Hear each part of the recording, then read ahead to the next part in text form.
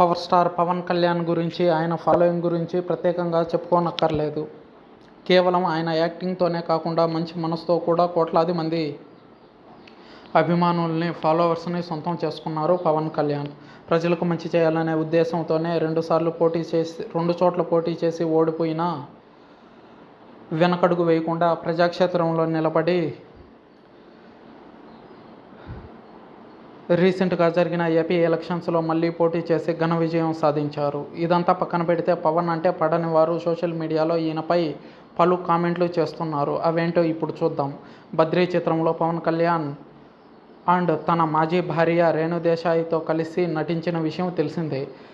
బద్రీ చిత్రం అప్పటికి పవన్ కళ్యాణ్ పెళ్లి చేసుకోలేదు.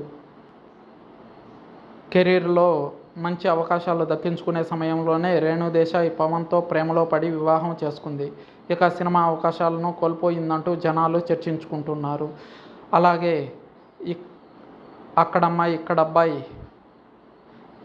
సినిమాలోని హీరోయిన్ సుప్రియ సూపర్ హిట్గా నిలిచిన సుస్వాగతం చిత్రంలోని దేవయాని, ఇప్పటికీ యూత్ ఫేవరెట్ మూవీ తొలి ప్రేమ కథానాయిక కీర్తి రెడ్డి, తమ్ముడు మూవీ హీరోయిన్ ప్రీతి జింగానియా, బద్రీ మూవీలో అమీషా పటేల్, గుడుంబా శంకర్లో నటించిన మీరా జాస్మిన్, బంగారం హీరోయిన్ మీరా చోప్రా, జల్సా చిత్ర కథానాయిక ఇలియానా, పులి మూవీలో నటించిన నికీషా పటేల్, పంజాలోని సారా జేన్ దియాస్, అజ్ఞాతివాసిలో చిత్ర హీరోయిన్ అను ఇమ్మాన్యూల్. ఈ హీరోయిన్లకు ప్రస్తుతం అవకాశాలు తగ్గాయని, ఇందులోని పలువురు హీరోయిన్లు పూర్తిగా సినీ ఇండస్ట్రీకే గుడ్ బై చెప్పారంటూ పలువురు జనాలు నెగిటివ్ కామెంట్స్ చేస్తున్నారు.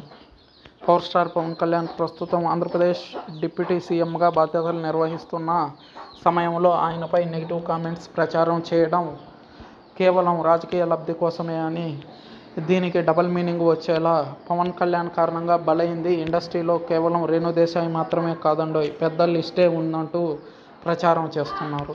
ఇలా ఫేక్ ప్రచారం చేస్తున్న వాళ్ళపై మీ అభిప్రాయాన్ని కామెంట్ రూపంలో కామెంట్ చేయండి. దీన్ని ఎంతవరకు సమర్థించవచ్చు అన్నది.